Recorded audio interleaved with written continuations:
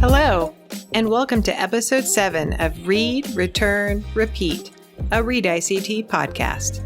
I'm your host, Sara McNeil of the Wichita Public Library. In today's episode titled Doctor by Day, Illustrator by Night, we will explore Category 5, an illustrated book with local cartoonist, comic strip artist, writer, and orthodontist Grant Snider. Mr. Snider's work has appeared in the New York Times Book Review, the Kansas City Star, the Best American Comics 2013, and all across the internet. Grant has written and or illustrated children's picture books, illustrations for children's nonfiction books, and adult graphic novels. For weekly insights on art, idleness, and imagination, check out Grant's blog, incidentalcomics.com, and be sure to follow him on social media. Grant, thank you for joining us today and welcome to the show. Yeah, thanks so much for having me, Sara. I'm excited to be here. Oh yeah, I'm super excited to have you here talking to us about illustrated books and comics and all kinds of fun things of drawings. I've seen you around in the community. I think I saw you once at Walla. You gave a book talk there. You had just had a book come out. And so when we were planning different categories, I knew that you were the person I wanted to reach out to for this specific category. So thanks for making time for us today. Thank you. Okay, well, we'll just get started. The first question for you, how did you get started drawing? Did someone inspire you at an early age or, to doodle, or did you pick it up as a pastime on your own? How did that process take place? It's funny, every time I read a profile of one of my favorite illustrators, it's like, even as a young kid, they love to draw. And I think that kind of describes every kid, not just the ones who kept doing it. So, but yeah, I did love to draw, from a young age and still do. I think some of it grew out of like a good sibling rivalry. I have a twin brother named Gavin, who's also an artist. And he's a designer and artist in New York City. So quite a bit different work than I do, but we're still very, in tune with each other's work and helping each other out and stuff. But we would get pretty competitive with our art. We had an easel my parents set up where I would draw on one side, Gavin would draw on the other, and we would just go crazy creating stories and worlds and, using our imagination. And it wasn't until college that I really kind of figured out what I wanted to do long-term with my art. I mean, I'd always done painting and drawing and stuff just for fun. But I started submitting cartoons to the University Daily Kansan, the KU student newspaper, University of Kansas, that is.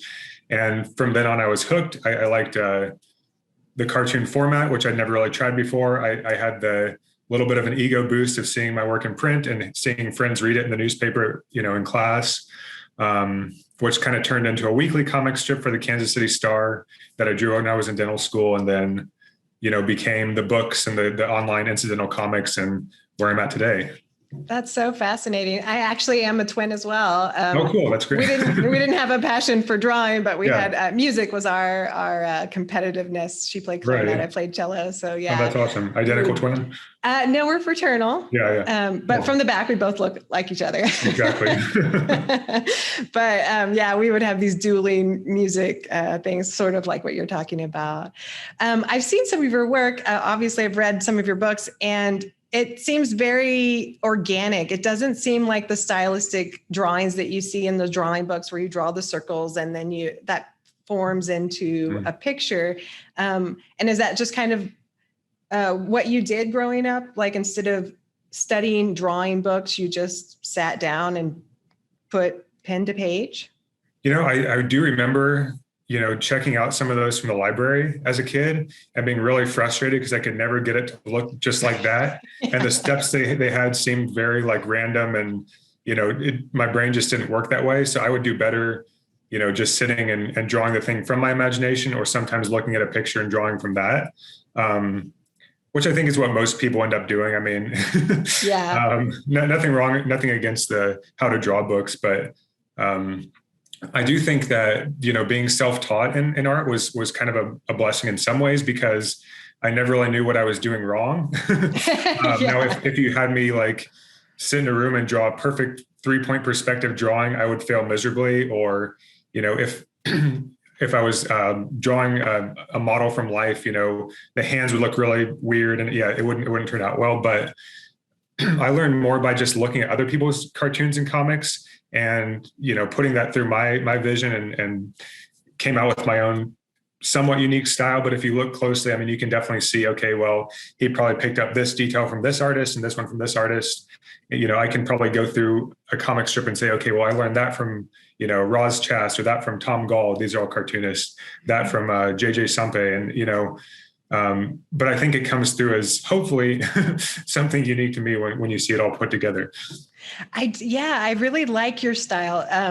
And please don't take this as a slight, but it's like stick figures evolved, right? You don't put so much emphasis on the person or the subject, but it's the surroundings or the background that you really put thought into. And that translates to where you can, in some of your books, you're talking about these deep meanings that are conveyed just by really simple pictures. So I find that really enlightening. As a cartoonist, that's a compliment. So I feel like a lot of my favorite comic strips, classic Peanuts, the 1010 graphic novels, right. Or I guess they called them comic books back then.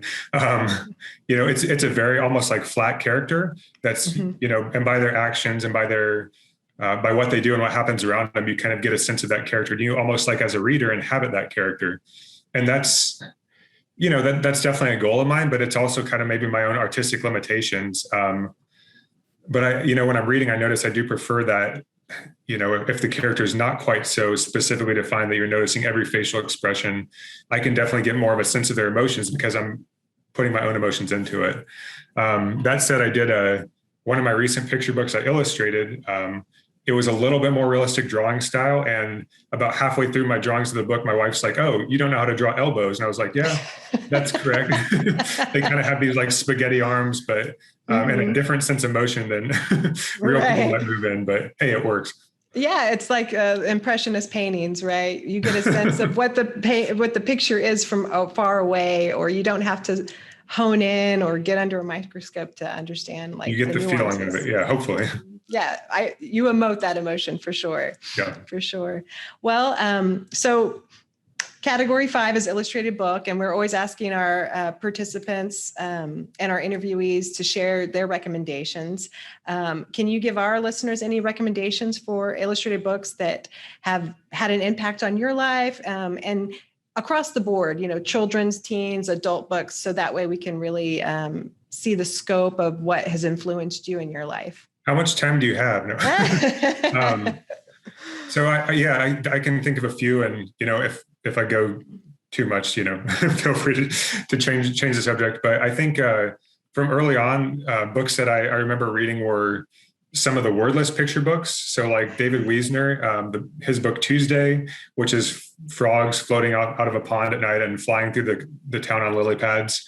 That was just pure imagination and something that really sparked me to want to draw, and still does for that matter. Kind of along that more realistic and imaginative line, Chris Van Allsburg was an illustrator I also loved growing up. Just the sculptural detail and feeling he puts into his works, and they're all kind of mysterious and have these stories with great twists at the end. I don't know that anyone's ever quite drawn like him, or although many have tried. Nowadays, reading to my own young kids, I really love Mo Willems. I mean, he's kind of like the Dr. Seuss of the current age, I think. His Elephant and Piggy books are just, they're just hilarious, and they leave you as a cartoonist or a picture book maker. I walk away from it feeling like, man, I want to go out and make a book. Mo makes it look so easy, and obviously it's not easy, right. But he makes you feel like you can just go out and draw that book after you read it. Getting into I guess more comics. I grew up reading Calvin and Hobbes and still like those, by Bill Watterson, which was in the newspapers. I would read with breakfast cereal every morning. I never liked Peanuts with Charlie Brown and Snoopy growing up. I think it was too maybe grown up, but right. Yeah, there's a lot of adult content. A few years ago, I started checking out the volumes from 1950s beyond, and just reading it, trying to read every decade of Peanuts. And I realized now I love it. It's an amazing strip. And obviously it's influenced so many people, including, Bill Watterson, Mo Willems, et cetera. And And then, getting more into graphic novels, Raina Telgemeier, she's a really popular one among, teens and young readers. I love her work. Gene Yang, another, cartoonist working in that space. He had an amazing book come out last year called Dragon Hoops. And he usually does, kind of middle grade or young teen concepts, but this was like about basketball, which as a sports fan and a graphic novel lover, it was amazing that he was able to combine those two in such a cool way. Should I go on? Yeah. If you have more, because what we do at the end of each episode is we build a book list and then we share that on our website. So if anything that you feel you want to share, we'll share it with our customers too. Yeah. And then, going on to like books for grownups, quote unquote, which I kind of think is a silly distinction sometimes. I've always liked the work of Chris Ware, Roz Chast, who are two very different cartoonists, but you'll find both of them in the pages of the New Yorker. And based on some of the influences of other artists I've seen, I've gotten these old comic books, which are about like the size of a table, really, of some old comic strips from like the 1920s and 30s and 40s, Little Nemo and Slumberland, Gasoline Alley. And the way that these artists worked with like the full broadsheet Sunday newspaper was amazing. Colors, composition, everything. So that just makes me want to go out and draw too. And I think that's the highlight of a good book, illustrated book, is it makes you want to pick up a pen and pencil and start drawing. Definitely. And I really like what you said about children's books, wordless books. Oftentimes people overlook wordless books, but it's so fascinating to sit down with a wordless book and create your own story with your child, or just look at the pictures. Oftentimes people who are, English is their second language, those books or graphic novels, it really helps fill in the gaps for people who may be struggling with literacy. And so that's really nice. I remember the first time I went to the children's room and picked up a wordless book. It was The Other Side by Istvan Banye. Oh, yeah. That's how you say it? His drawings are amazing. I loved it. It was just no words, just perspective, just one perspective of a little girl looking out a window and then another perspective of someone looking up at that window and seeing, and it just carried that story that way. And I just thought, wow, how profound that these pictures could speak so much without any words at all. Right. Yeah. And I think too, where I'm in my reading life right now, I don't have so much time to sit down and devour a novel. When I do, I love it, but it's hard. But for better or worse, when I pick up a graphic novel from one of my favorite author illustrators, I can maybe read it in a night or a couple of days, which is good for efficiency. Not saying that's the most important thing in reading, but for the time crunch individual. Right. But then also it gets your brain thinking differently, right? Because you're reading text, you're looking at words, you're synthesizing both of that together. And sometimes even graphic novels that are geared toward teenagers to teach complex ideas like physics or math can do a lot more. And you're seeing a lot more textbooks have illustrations in them because we can bridge that gap, and it's not just for reluctant readers, but it actually is completing the story or the narrative. My thought is the next generation of readers will be so much more visual because of their interactions with screens and with Instagram. And I think, probably that has some negative effects, but it also really opens up the possibilities to people who are just used to seeing words and pictures together. I mean, that's going to be their normal. And I think, graphic novelists and cartoonists and comic book creators should really take advantage of that and make some great work for these young readers. I was recently reading this article in the Wichita Eagle about this WSU professor and one of his prior students creating an app called Visling. Have you heard anything about this? No, I haven't. That sounds neat. So what they're doing is, graphic novels, illustrated books are wonderful and all, but if you have any kind of visual impairment, right, you can't, unless it's scripted an audio version, then you don't have context to what the story is. Right. And so what they're doing is they're testing this app where not only are they transcribing the words that are in the graphic novel, but they're creating a multimodal system where you can have alerts on your device, your tablet, that tell you like sound effects or, how to swipe for panels. So that way it makes it more inclusive. And because they were finding that there were people in their classes that had these impairments, these visual impairments, and they weren't able to conceptualize all the content. And so to create equity, they started this project, and I'm curious to see how this will go. I know they're testing this fall, this app that they have. So that sounds like an amazing idea. Yeah. And it's a challenge that, the average reader maybe wouldn't think of, but man, to make something that could be appreciated as much by readers who have those visual impairments, that's a great goal. I think so too. Yeah. Well, hey, we're going to take a quick break. When we come back, we'll be talking about the process of telling an illustrated story and what it takes to get your work published. So stay tuned. The library offers group proctoring times to individuals needing to take exams. Students will need a Wichita Public Library card in good standing. To arrange your proctored exam, please contact proctoring@wichitalibrary.org or call the library at 316-261-8500. Okay, welcome back to the show. We're here with Grant Snider, and we've been talking about turning a passion for drawing into a reality. So you are a very busy person. You not only draw in your free time, but you also are an orthodontist. Where do you find your inspiration for the subjects in your stories? Yeah, I think for me, it all starts with the sketchbook. When I try to sit down and create something with that scary blank page in front of me, I get intimidated. Nothing happens. It's it's frustrating.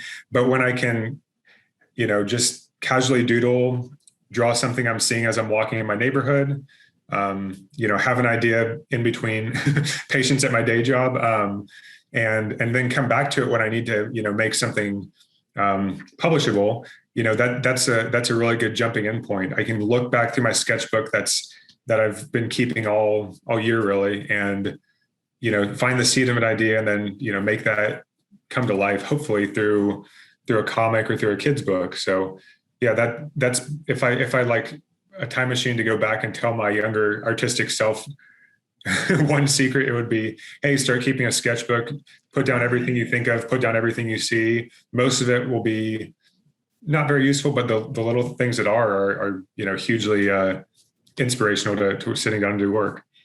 I really love that about your picture books. What's the sound of morning? What color is night? These seem like simple concepts, but when you really start to think about them, these are really profound ideas. And it's not that you're telling our listeners or telling your audience that they aren't capable of thinking like this. It's just, like you said, settling down, having patience, sitting with a thought, and then making that thought, or expressing that thought on paper. So I've checked out quite a few books preparing for this episode and was just really touched by a lot of your stories. I even recently checked out Quiet Power, where you illustrated the young adult version of that. And because I have a child who is a bit of an introvert now that she's getting into her teen years. And I didn't necessarily want to just thrust this book at her and say, you need to read this. But I was like, oh, you might find this interesting. You're about to go to middle school. There's some really good tidbits in here, but also having that illustrated component makes it less scary, makes it less feel like a self-help book. Oh, absolutely. More like just a companion novel or something that you're taking with you. So she's still pretty reluctant to read what I encourage her to read, but she did start reading it this morning. So I was like, yes. I do like the idea of just leaving the book out there, right. Not actually handing it to your child and just being like, hey, if it's almost, it's an invitation to pick it up, but not a, you're not making them do something for homework, basically. Exactly. It's not required reading. Right. For a long time, I would bring books home and we would read together. And now she's at the point right now where she does her own reading, and she likes finding her own books. She doesn't necessarily want her mommy librarian to tell her what to read. So not to say that I don't have the resources available, but I found whenever I give my kids who are, elementary school age, the older ones, free range to go pick a book at the library, they'll pick the one I absolutely could not stand to read. Right. I don't know what that means, basically. I mean, we have different tastes, but there is definitely some overlap. Like I get my stack of kids' books. They like some of them, some they don't want to touch. So we're looking for different things in books, but we do find some common ground. Definitely. And one thing that program that we have at the library, 1,000 books before kindergarten. I don't know if you participated in that program or not, but they've done 1 million books before. Yep. Oh yeah. Yeah. And it doesn't take long. I mean, if you just read a few books a night, you can hit that 1,000 mark in a year. But yeah, that's really good incentive, and letting children self-select, I think, is important because that just empowers them to want to read more on their own. Well, so you kind of talked about your process of having a sketchbook, and that is a jumping off point for inspiration. What is the process for illustrating your illustrated storytelling? So once you do that sketch, where does it go from there to become a book? Everyone's a little bit different. I mean, so I work best when I have the pictures and words come together, which if I'm writing and illustrating, obviously that's easier to do that. So it's kind of just iterations of detail. So like the first sketch will look like, somebody scribbled it on a napkin. You might not even be able to read the words if I showed it to you. The second one, I'll be refining things, thinking more about, okay, where are things going to sit on the page? What words need to be here? What pictures should be here? Eventually, if it's going to be like a kid's picture book, we do what's called a book dummy, which is kind of a funny term, but basically that it's something that looks like the finished book, but it's going to be, rough text, rough sketch, but you could actually pick it up, flip through it, and it would read like a book. And I think that's the point where I know, okay, is this idea working or not? Is it something that's, going to follow through for 32 or 40 or more pages? And then at some point, if I'm trying to get it published, my book editor and book agent will get involved. And obviously bringing in other minds is a challenging part because you have to be open to criticism and failure and, feedback. But assuming the idea is approved and goes through that process, which can take a long time, then it's just kind of reworking it, and each step getting a little bit more clear with the pictures, more detailed and more polished.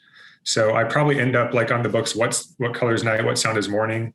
I might go through 10 or 12 drafts of it, including, 3 or 4 of the actual final drawing before the actual completed art and completed text is in place, which sounds very frustrating if you were to like look back from that perspective. But in the process of it, it doesn't seem like you're going through it that many times. It feels more like an organic process, I guess. Yeah. And do you have your family members jump in? Like, do you read the book to your child or your children? Whether they want to hear it or not. No. Yeah. So I'm kind of blessed with 2 amazing first readers. My wife, Kayla, is like the person who has a lot different brain and perspective than me, and, but still reads tons of picture books like I do. So she's a good feedback from someone who doesn't think quite like me to see, okay, is this interesting? What's working, what's not? My brother, Gavin, who I mentioned before, is somebody with a very similar brain than me, but, different life experiences because he doesn't have kids. He lives in a big city, et cetera. So, they're 2 like very different kind of readers that can give me very honest feedback and don't have to worry about hurting my feelings because they know how to love you. Yeah, exactly. They know they're not going anywhere. And so I'd say having those 2 first readers is one of the most valuable parts of my process. That's great. And so you get your book out there, and like you said, you go through all these reiterations of it. But your book, Shape of Ideas, now, was that taken from your website, Incidental Comics? Or yeah, so those books are a little bit different. I have The Shape of Ideas, which was my first, published solo book. It's a collection of comics done basically over half a decade or so that were my weekly comic strips that appeared on incidentalcomics.com. Okay. But eventually there were enough to kind of, reflect a deeper theme, which was creativity in that case. Mm-hmm. And then my second book in that style was called I Will Judge You by Your Bookshelf, which was all my all my comics about reading, writing, the love of literature, the frustration of the blank page. And eventually there were enough of those to put together in a book. I'm putting the finishing touches on the third in that trilogy, which is called The Art of Living. So I think over the last few years, they've gone more towards poetry and mindfulness and thinking about thinking, as sort of funny as that sounds.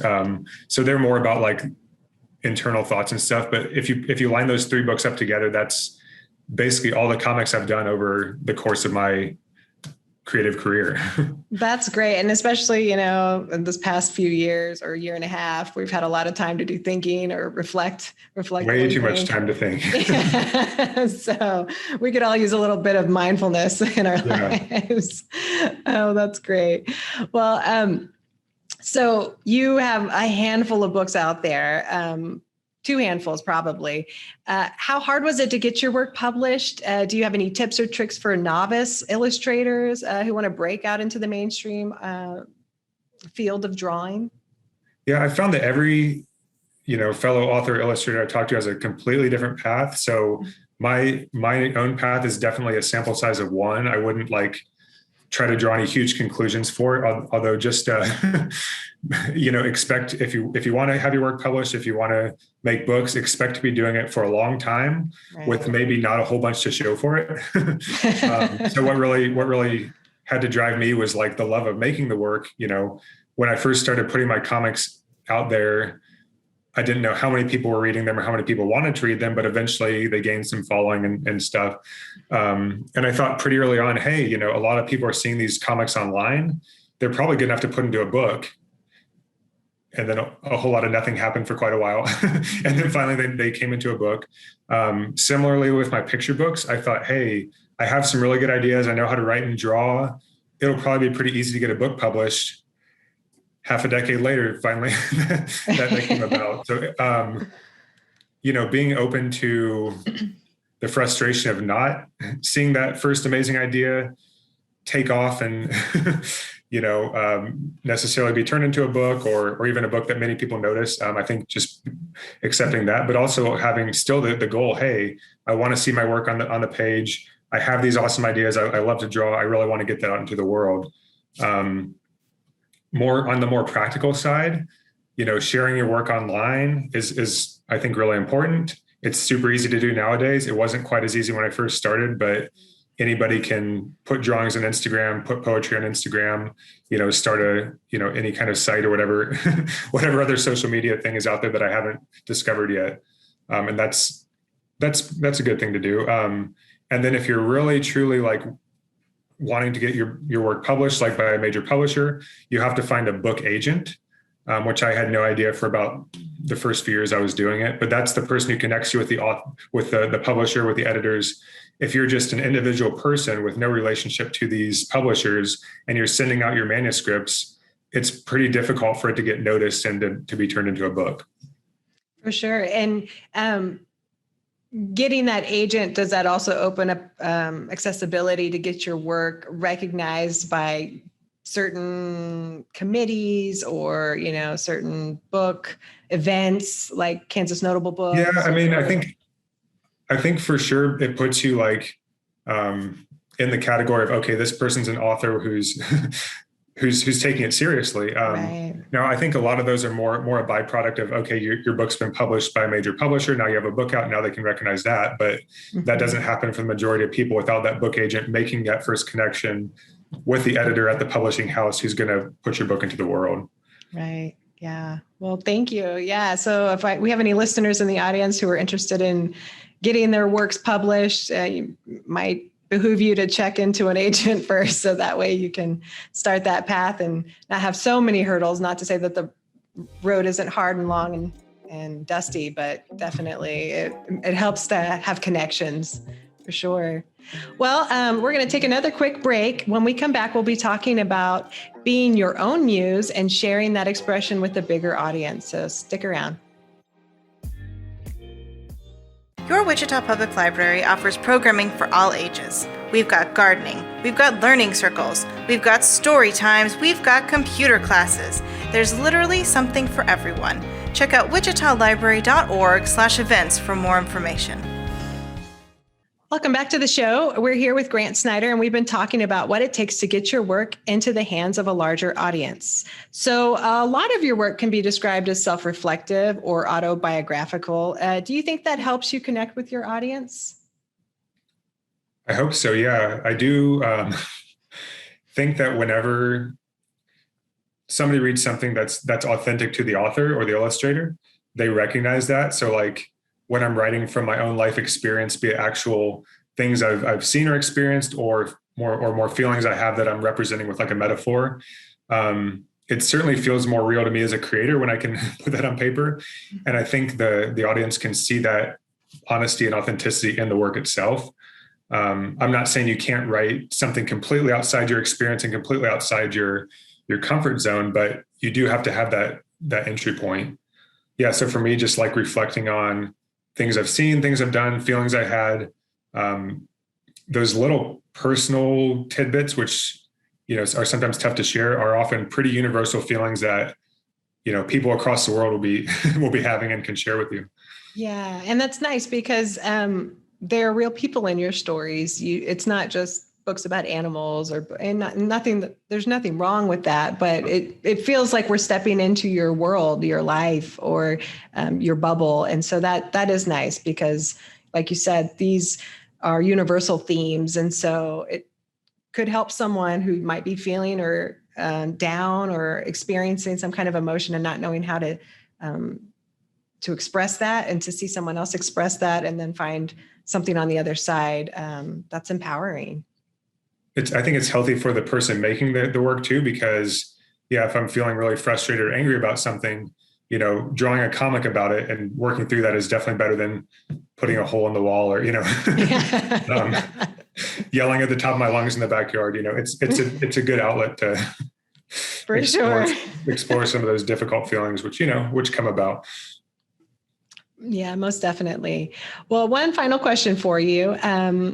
Are there any local events, venues, or projects that you could recommend to our listeners who want to get a better appreciation for illustrated works? Is there anything that you do from your day-to-day life that you would say this is what you need to do to tap in to your community and inspire you to draw? Yeah, I have a few ideas. I mean, I'll start with the Wichita Public Library for one. I mean, a great resource. My family may have the record for most books on hold at one time. I think the librarians kind of groan when they take out our plastic bags full of, books on hold, and we love it. But no, it's really cool. And what I like to do, like on a free morning, sometimes is go to the central library branch and just browse the kids section. I think it's really cool to just see the books are organized, I think, in kind of an interesting way by theme versus by author in a lot of cases. Right. And so I just love to stumble upon books I never would have noticed otherwise if I was just searching for one specific author. So browsing new books at the Wichita Library is great for me. And then Watermark Books and Cafe, for people like me who can't resist going into a bookstore and not buying a book. I just love Watermark. The owner, Sara, is just amazing at connecting with the local literary community and the broader, national community. They have some amazing authors come and speak for them, whether in person or online, and they have a great selection of illustrated and other books, plus good food. Right. And then for my just random sketchbook outings, I mean, just some of the local, Wichita institutions, Botanica, a great place to draw outdoors, the Wichita Art Museum. I'll go there on their free Saturdays and sketch in the galleries. And then the Ulrich Museum of Art and the sculptures on the Wichita State University campus. Those are just great, quiet places to sit with a sketchbook, to people watch, to look at art and other, and nature and put some good ideas down on paper. For sure. Yeah, I really love how they organize, we call them neighborhoods in the children's room. And we have neighborhoods up on the second floor for adults too. But it makes it so easy to find like books because, if you want books on dinosaurs or you want books on things that go or even emotions, it's just so convenient to find those different neighborhoods and browse. Before they started doing that at the old central branch, they would bundle books, or they would kind of stack them on top of the stacks and then just, hey, here are these different neighborhoods. And so, when I would go in with my bag, I would like pull all of them off. Bring the whole neighborhood home with you. Yeah, exactly. I brought a whole neighborhood home. But it does. It just, the more accessible you can make your material to customers and attractive, the more it circulates. So no, for sure. One thing I've seen in Wichita, especially down in Douglas, is all of these pop-up galleries. I don't know if you and your family have taken strolls down Douglas. There used to be the pop-up park, but now I think it's like chain link alley where people can do murals. You just sign up and then you can go out there and paint murals. And then I think they rotate those out. There are other different, like there's an alley galley or something, or gallery, something like that. Just, it seems like in the last 5 years, there's been a lot more emphasis on visual art in the community, not just going to a museum or, a indoor space, but like they're trying to bring that art outdoors. So yeah, if anybody is interested in checking those out, the queue line is free on Saturday, or it's free all the time, but you can hop on and take the trolley up and down Douglas Street and check out all those outdoor venues too. Well, that does it for our interview. Thank you so much for joining us today, Grant. It's been really inspirational. As someone who likes to draw but doesn't think she's a very good artist, you've inspired me to keep trying, keep that sketchbook with me, because I'm sure there's some good ideas up here. It just needs to... Thanks, Sarah. That's a great compliment. Yeah, it's been fun talking with you. Have a wonderful day. Thank you. Take care. Today, we are joined by 3 librarians who will share their recommendations for noteworthy books that fit Category 5, an illustrated book. Hi, I'm Christy Dell, the Customer Service Manager and Interim Director of Libraries. For a book with illustrations, I'm recommending Skippy John Jones, a children's picture book by author and illustrator Judy Schachner. Among other awards, this book won the E.B. White Read Aloud Award by the Association of Booksellers for Children. Skippy John Jones is a Siamese kitten described as having a head and ears that are too big for his body. He has a vivid, overactive imagination. He imagines that he is a chihuahua named Skipito Frisquito. Through his closet, he goes on adventures with a pack of chihuahuas in the various Skippy John Jones books.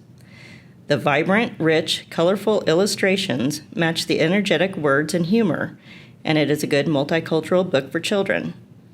For me, looking at illustrations in a book can bring back the feelings that I had while reading it. And this is certainly a book that my children and I read over and over and over. When I read it and see the fun illustrations, I remember the bonding and the closeness of being with my kids when they were young. And because it is a timeless book, I hope to share it again someday with my future grandkids. Hi, I'm Ben Kittrell, Youth Services Library Assistant at the Alfred Branch Library. I'd like to recommend the illustrated novel The Last Hero, A Discworld Fable by Terry Pratchett with art by Paul Kidby. The greatest hero of Pratchett's legendary Discworld, Conan the Barbarian, has done and seen almost everything over the course of a very long lifetime.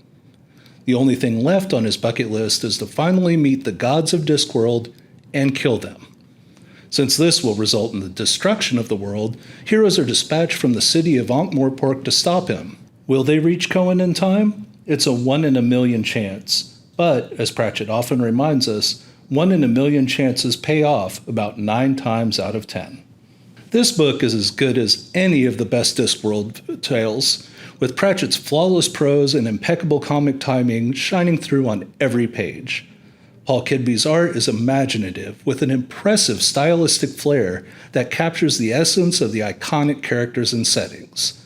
If you are looking for a truly great comic adventure with real heart and sharp insight into the human condition, The Last Hero just might be for you. I'm Greg Nordyke, Virtual Librarian at the Wichita Public Library. My selection for Read ICT Category 5, an illustrated book, is They Called Us Enemy, written by George Takei, Justin Eisinger, and Stephen Scott, with art by Harmony Becker. You might know George Takei as an actor, activist, or just from social media. But 24 years before becoming famous as helmsman of the Starship Enterprise, he was a 5-year-old boy from California. The year is 1942, and young George is the American-born son of a Japanese immigrant. One day his father tells George, his younger brother, and baby sister that their going on a long vacation, which in reality was a forced train ride that led the family past a barbed wire fence into Camp Rower in Arkansas. What ensues is a first-hand account of what the United States federal government did to 120,000 Japanese Americans from 1942 to 1945. Although you might find this in the graphic novels section, this book is more accurately described as a graphic memoir. In school, I learned that many Japanese Americans were forced from their homes into internment camps following the attack on Pearl Harbor, but little more. Learning about the camps in this format impacted me in a strong and unexpected way. This book has rightfully earned acclaim. It was a recipient of the American Book Award in 2020 and was named one of the best books of the year by NPR and Publishers Weekly, among other organizations. You should check out They Called Us Enemy by George Takei. Thank you for those awesome recommendations, and thank you to the listeners of today's episode. Listeners can request books by visiting our website, wichitalibrary.org, or calling the library at 316-261-8500. To participate in the Read ICT Reading Challenge, please visit wichitalibrary.org/readict. To find a full list of books mentioned in this episode, please visit wichitalibrary.org/podcast. And as always, stay connected with other Read ICT participants on the Read ICT Challenge Facebook page. Find out what's trending near you, post book reviews, look for local and virtual events, and share book humor with like-minded folks. You can follow this podcast through the Anchor app or stream episodes wherever you get your podcasts. If you like what you heard today, be sure to leave us a 5-star review. This has been a production of the Wichita Public Library, and a big thanks goes out to those staff members who helped produce this episode. I'm your host, Sara McNeil.